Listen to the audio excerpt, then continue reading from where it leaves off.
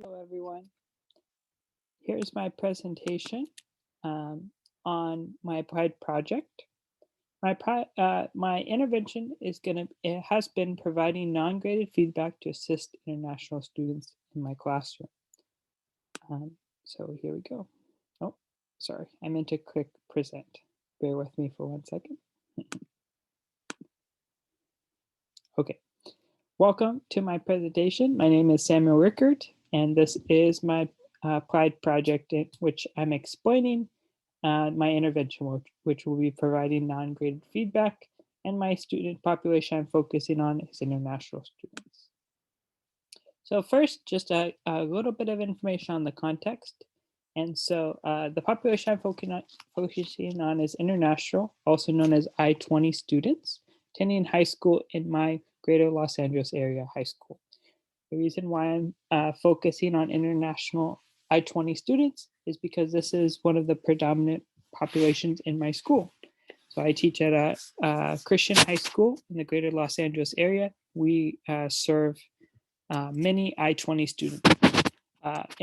They're called I-20 students, just for a quick background, because of the I-20 form that they use in order to obtain student visas to study in the country.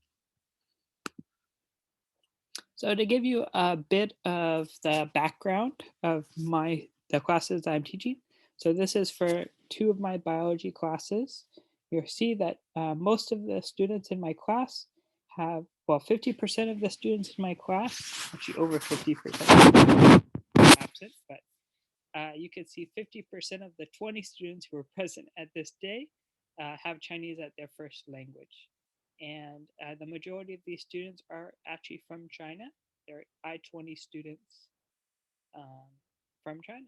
And we also have a good population of English speaking students. And I have one student who is a Korean American student and one student who is also I-20 student who speaks Cantonese. We see that of the students, 12 of those 20 students consider themselves Chinese.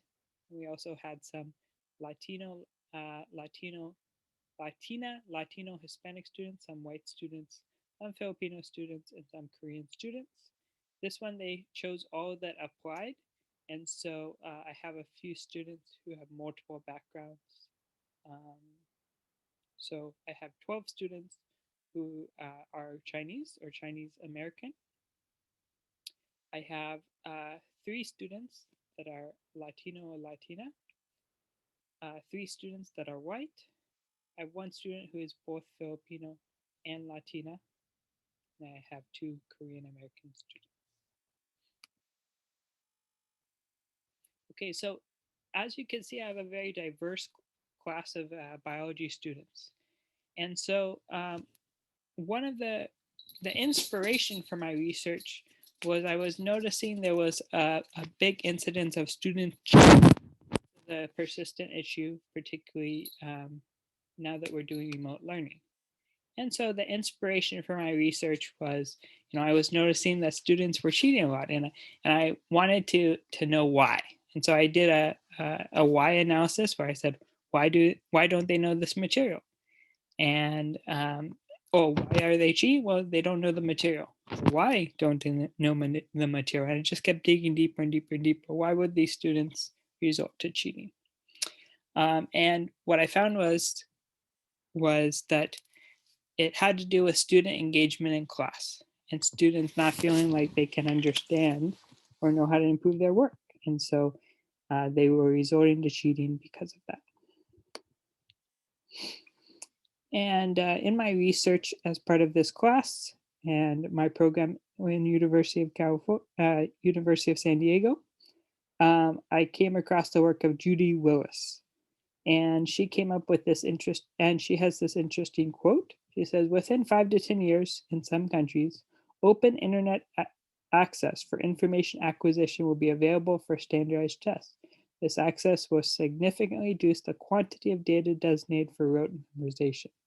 So Judy Willis is actually, her background is in neurobiology. She has a PhD in neurobiology, and then she went back to become an educator.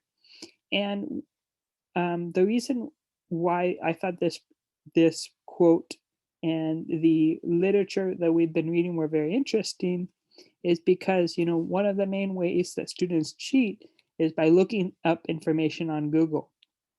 But if our tests were not designed so that they were based off of rote memorization, the tests and projects uh, had to do more with um, had to do more with uh, how they apply the information rather than just a multiple choice questions that require rote memorization, then student cheating will not be as much of an issue. And so, what I was seeing in this research, both from what I was reading from Judy Willis as well as the other authors in this class, what I was seeing was that there was interventions that I could do to help increase student engagement. So the intervention I came up with, based off of what I've learned in this class and the feedback that I've received, is that I need to give students regular non-graded feedback. And I also need to give students time for them to improve their work based off of this feedback. This has to do with the universal design for learning, giving students choices, giving students feedback, and giving them time to improve their work in class. So my plan is to perform action research in which I will address the question, how will the use of non-graded feedback impact I-20 students' achievement in high school biology classes? I actually teach 3 high school biology classes in which I have many I-20 students.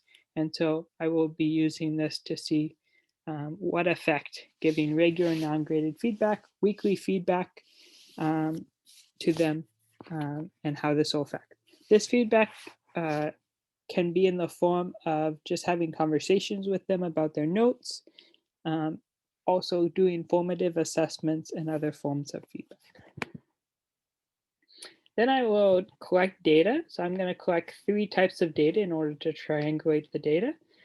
So I want to perform a growth mindset survey, which I can see how students, if students have a growth or a fixed mindset.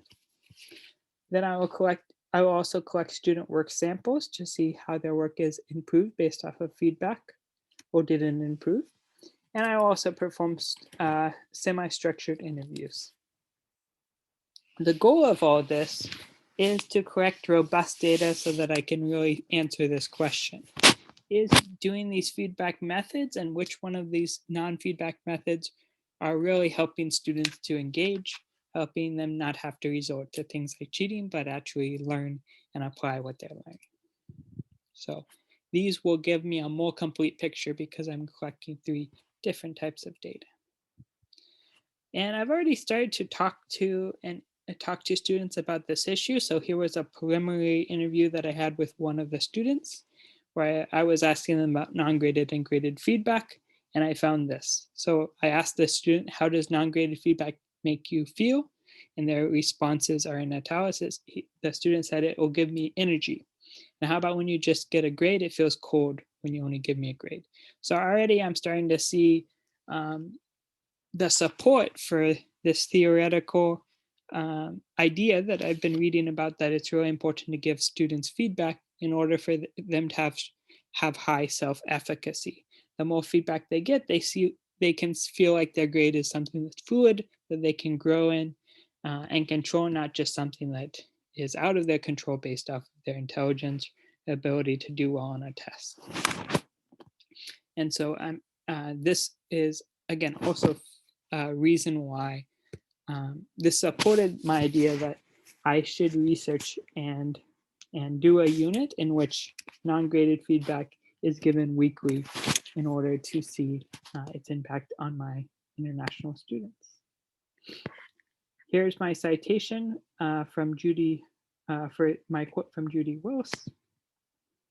And that's where I'm at right now in terms of my research. So thank you so much for listening to my plans. And I hope you all have a great rest of your day.